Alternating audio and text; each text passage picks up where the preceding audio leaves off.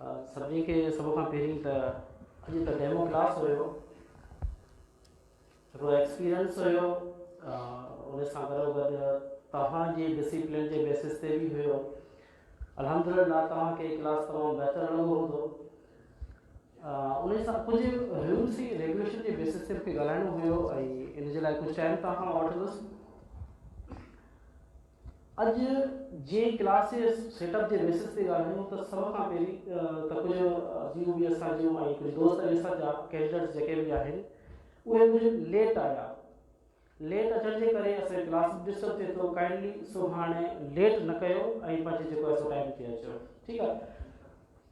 Class जीअं त class जो टाइम जेको आहे सो 7 बजे तव्हां सभिनी खे ख़बर आहे त तव्हां 6:30 बजे पहुची वञो।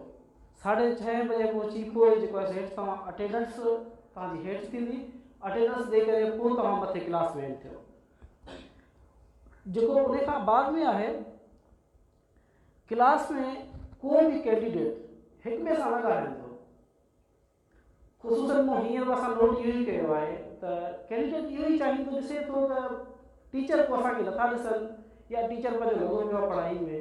असांजी नज़र सां तव्हांजे मथां आहे। असांखे इहा ख़बर आहे त केरु कंहिंसां ॻाल्हाए थो, केरु कंहिंसां न पियो ॻाल्हाए। काइंडली इन शइ खे जेको आहे सो बी पेशेंट, हिक ॿिए सां न ॻाल्हायो त बहितर आहे ऐं क्लास सुठे नमूने सां अटेंड कयो। छो जो तव्हां मेजॉरिटी हिते जेके बि मेजॉरिटी छा पर सभई जेके बि आहिनि सभु फुल मेच्योर आहियो तव्हां ऐं मुंहिंजो यूनिवर्सिटी जा क्वालिफाइड आहियो ऐं तव्हांखे वॾी मां वॾी तव्हांजी एडवांटेज इहा ई आहे त तव्हांजा क्लास लाइव हलंदा आहिनि। किथे बि आई थिंक कंहिं बि इंस्टीट्यूट में कंहिं बि इदारे में हींअर ताईं असांजी नज़र में अहिड़ो को बि इदारो कोन्हे को जेके लाइव क्लासिस हलाईंदा हुजनि।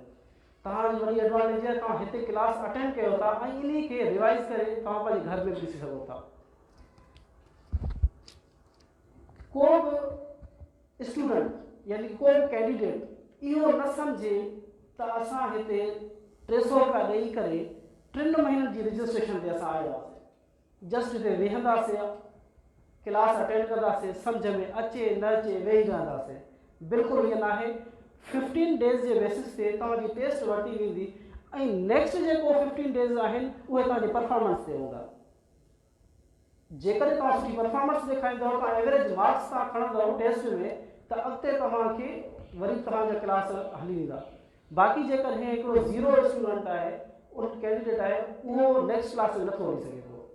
इन जे करे तव्हांखे महिनत करणी आहे ऐं जेको टीचर पढ़ाइनि था उनखे गेन करिणो आहे। हिते टाइम वेस्ट न आहे करिणो, ठीकु आहे। ऐं बिल्कुलु इहा ई साॻी शइ त माना जेका बि शइ तव्हांखे अगरि जे स्टूडेंट खे का ॻाल्हि सम्झ में नथी अचे उहो क्लास छॾे ॾे। बसि ख़ाली वेहण जी ज़रूरत हिते न आहे।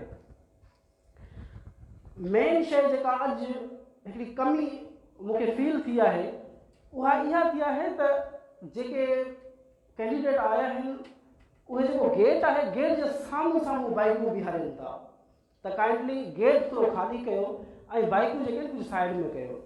ऐं ॿी हिकिड़ी ॻाल्हि असां अनाउंसमेंट इहा बि कई हुई त बाबा जेके बाइकूं जंहिंजूं गाॾियूं आहिनि या छा आहिनि, जेको जंहिंजो मटीरियल आहे, सामान पाण सां खणी थो अचे, उहो पंहिंजो ज़िम्मेवार पाण आहे। ईअं न आहे जो सुभाणे चए इंस्टीट्यूट वारनि जेको आहे सो बाइक असांजी काॾे वई आहे। बहितर इहो आहे त तव्हां बाइकूं कंहिं ॿिए दोस्त जे शॉप ते या किथे बीहारे जो त इहो ज़बरदस्त कमु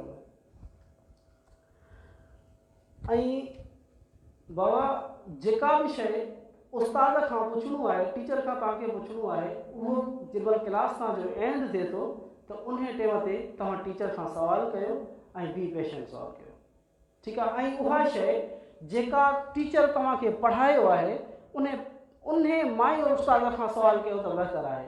जीअं असांजे हिकिड़े दोस्त ईअं सवाल कयो त कहाणी या लोक कहाणी जे बेसिस ते जीअं IBA वारनि पैटर्न ॾिनो आहे त इहा शइ अञा अॻिते आहे त उहा शइ असां हींअर सवाल नथा पुॼी सघूं, ठीकु आहे। जीअं असां अब्दुल हलीम जो ग्रामर मां सवाल ग्रामर पढ़ायो ऐं साईं अब्दुल हलीम खां हींअर तव्हां 9 जे टेक्स्ट जो को सवाल कयो, छा इहो सुठो लॻे थो? त इन जे करे जेको टॉपिक तव्हांखे पढ़ायो वञे थो उहो ई उन मां ई तव्हांखे क्वेश्चन करणा आहिनि। ऐं तमामु ख़ुशी थी आहे त अॼु असांजो जेको क्लास हलियो आहे तमामु सुठे सिस्टम मुताबिक़ हलियो आहे ऐं हिकु ॿ स्टूडेंट कैंडिडेट अहिड़ा हुया जेके ॻाल्हाइनि पिया, पर मोस्टली ऐं मेजॉरिटी जेका आहे उहो तमामु ज़बरदस्त तरीक़े सां क्लास अटेंड पिया कनि ऐं नोट कयो आहे त उहे बाक़ाइदे पॉइंटूं नोट पिया कनि। ऐं इंशाअल्लाह उमेदु आहे त अॼु खां पोइ बि क्लास ईअं ई बहितर नमूने सां हलंदा। हीअ अॼु डेमो क्लास हुयो, नेक्स्ट क्लास अञा हिन खां बहितर हलंदा। ऐं ॿुधण में इहा ॿी बि ॻाल्हि आई आहे तव्हांजे लाइ, उहे कैंडिडेट जेके था यानी कि सी ग्रेड वारा आहिनि उहे एलिजिबल न हुया। अॼु हिकिड़ी अनाउंसमेंट शायदि थी आहे, पोइ सही आहे या ग़लति इहो ॿुधो आहे त उहे बि एलिजिबल आहिनि टेस्ट में। ठीकु आहे, इहा बि शइ जेका आहे ॿुधण में आई आहे। सो वधीक साईं अब्दुल हलीम खे मां कॉल कंदुसि, उहे अचनि ऐं कुझु पंहिंजे व्यूज़ ॿुधाइनि।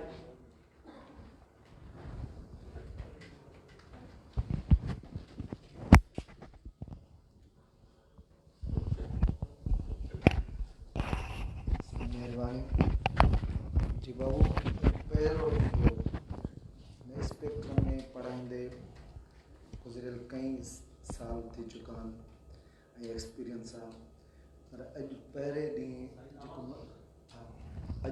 ॾींहुं ईअं महसूसु थी रहियो आहे त ॼण आउं अॼु पहिरें ॾींहुं वाक़ई पढ़ाए रहियो आहियां। अहिड़ी कैफ़ियत तव्हांजो ही जज़्बो ऐं उत्साह ॾिसी यकीनन दिलि बाग़ बहार थी वई आहे।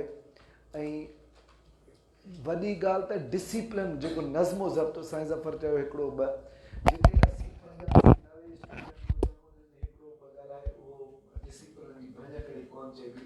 बहरहाल जेको डिसिप्लिन से आवाज़ सां ॻाल्हायो साईं, या मां चवणु चाहींदुसि त लाजवाब चवंदा सां अॼु तव्हां डिसिप्लिन सां हिन क्लास खे अटेंड कयो आहे। जेकॾहिं इन अंदाज़ सां इन नमूने सां ही क्लास थींदा रहिया ऐं ही सरगर्म एक्टिविटीज़ पढ़ाइण जूं थींदियूं रहियूं त इंशाअल्लाह पंहिंजी हीअ बैच जेका PST ऐं JST वारनि लाइ सिख्या जी ऐं तरबियत जो आहे ऐं टेस्ट जी तयारी आहे, इंशाअल्लाह लाजवाब नमूने इख़्तिताम पज़ीर थींदी। गॾोगॾु हिकु ख़ुशख़बरी पिणु अॼु जेका कमी फील थी तव्हांजे डिसिप्लिन जे हवाले सां तव्हांखे सलाम ऐं सैल्यूट।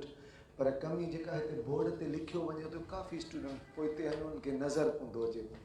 सो उन लाइ अरेंजमेंट इहो कयो वियो आहे त 2-3 ॾींहंनि में त हिते प्रोजेक्ट जो अरेंजमेंट कयो वेंदो। उस्ताद पंहिंजो प्री प्लान हूंदो बाक़ाइदे जेको असांखे बोर्ड ते लिखणो पवे थो, लिखणो न पए, बाक़ाइदे उन महिल तयारी हुजे ऐं उन महिल जेको तव्हांखे हिते लेसन वग़ैरह ॾिनो वञे अॻे ई तयारु हुजे ऐं स्लाइड जे वसीले तव्हांखे सिख्या ॾिनी वञे, उहो बहितरीनु अंदाज़ रहंदो। सो तव्हांजे जज़्बे खे सलाम। जेकॾहिं ऐं ॿियो ॾिसो ही राति जे हूंदा आहिनि तरह क्लास हलिया, स्कूल हलिया, मुख़्तलिफ़ जायुनि ते पढ़ायूं हलियूं, सिख्या हलियूं, ट्रेनिंग्स तइलीम ॾींहं जे टाइम में मुख़्तसिर टाइम में, पर राति जे वॻड़े में ऐं ख़ासि करे असांजूं भेनरूं असांजी न्याणियूं आहिनि ऐं हिन वक़्त ते इहो ज़ाहिर करे थो, खुलम खुला इज़हार आहे त हिन क़ौम खे तइलीम सां बेइंतिहा प्यार आहे। जॾहिं अहिड़ा जज़्बा, अहिड़ो उत्साह ऐं अहिड़ो प्यारु हूंदो त यकीनन तब्दीलियूं छा पर इनक़िलाब बर्पा थींदा। ऐं ही जवान जेकॾहिं अहिड़ा जज़्बा आहिनि त पोइ इंशाअल्लाह ताला तब्दीलियूं ईंदियूं। बहरहाल असांखे महिनत करणी आहे, कोशिशि ऐं काविश करणी आहे। जेकी बि सबक़ दर्स ऐं लेसन अॼु असांखे मिलिया आहिनि असांखे वरी वरी रिपीट करणा आहिनि। ऐं ख़ासि करे हिकिड़ी वॾी जेको असांजे लाइ पॉज़िटिव शइ त असांजूं ऑनलाइन इहे शयूं पियूं आहिनि जेकी तव्हां वरी वरी लेसन रिपीट करे सघो था। ऐं ॿी हिकिड़ी डिस्कस थी आहे त वीकली या 15 ॾींहंनि खां पोइ हिकिड़ी टेस्ट थींदी। संडे जो जेको ॾींहुं हूंदो तव्हांजे टेस्ट जो ॾींहुं हूंदो ऐं उन में 100 क्वेश्चन हूंदा जेकी मुख़्तलिफ़ सब्जेक्ट जेकी तव्हांखे पढ़ाया वञनि था उन्हनि मां ई हूंदा। ऐं उहा ई साॻी टेस्ट जेका असांखे ॾियणी आहे उन जी प्रैक्टिस तौरु हर संडे ते टेस्ट जेको बि हफ़्ते वीकली में जेको वीक में पढ़ायो वेंदो उन ई पढ़ाई मां सुवाल उन अंदाज़ जा हूंदा। सभिनी सब्जेक्टनि जा गॾु हिकिड़े जा ते 100 सुवाल हुजनि ऐं साॻी उन टेस्ट जी हर हफ़्ते पई तयारी थिए। 2 महीननि में 8 हफ़्ता 8 टेस्टूं थियनि त असांजी अहिड़ी प्रैक्टिस थी वेंदी जीअं असांजे अलाह ॾिठो लाजवाब तरीक़े सां पाण खे सम्झायो त टेस्ट हीअं कजे, हीअं रिप्लाई कजनि, हीअं भरिजे। उन अंदाज़ सां जेकॾहिं असांजी टेस्ट थी वञे छा थो थिए सम्झो त असांजी कहिड़ी न ज़बरदस्त नमूने प्रैक्टिस थी वञे। सो बहरहाल बाबू पाण खे महिनत करणी आहे, जोश जज़्ब ऐं वलवले सां अॻिते वधणो आहे। जेकॾहिं महिनत कईसीं त इंशाअल्लाह सपना साबिया थिया। कंहिं चयो शायदि उस्ताद बुखारीअ जो आहे त झोंका तूफ़ान बन बाहू ॾिस बंजनि था पिया।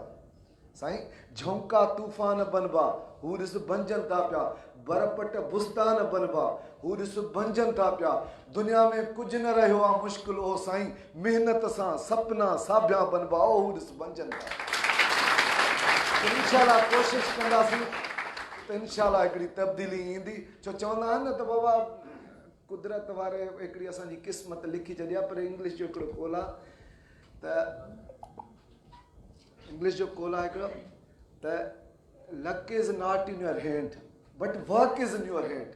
You can't change your luck but your work can change your luck. So believe in yourself and work hard until your luck change your fate, until your luck change your fate as well as.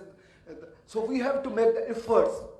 असांखे कोशिशूं करणियूं पवंदियूं, जुस्तजू करणियूं पवंदियूं, कुझु न कुझु महिनतूं काविशूं करणियूं पवंदियूं। पोइ कुझु जांच कबी, कुझु सोच कबी, कुझु माठ कबी, कुझु शोर कबो। कुझु जांच कबी, कुझु सोच कबी, कुझु माठ कबी, कुझु शोर कबो, कुझु होश कबो, कुझु जोश कबो, कुझु ज़ोर कबो, कुझु गौर कबो। अरे हर हालत में हर सूरत में हिन हालत खे हूअं करणी आहे, जे हीअं न थियो पोइ हूअं कबो, जे हूअं न थियो कुझु और कबो।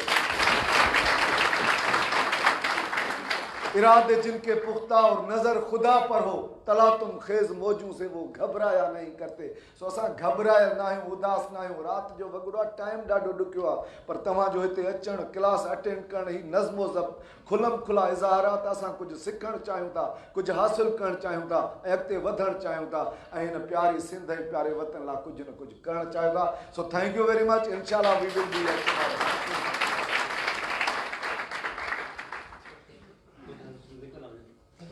सो बाबू हाणे सभ खां पहिरीं जी बाबा तो कुछ जेके कैंडिडेट्स आहिनि उहे एब्सेंट आहिनि, मां उनजा नाला कंदुसि, ठीकु आहे।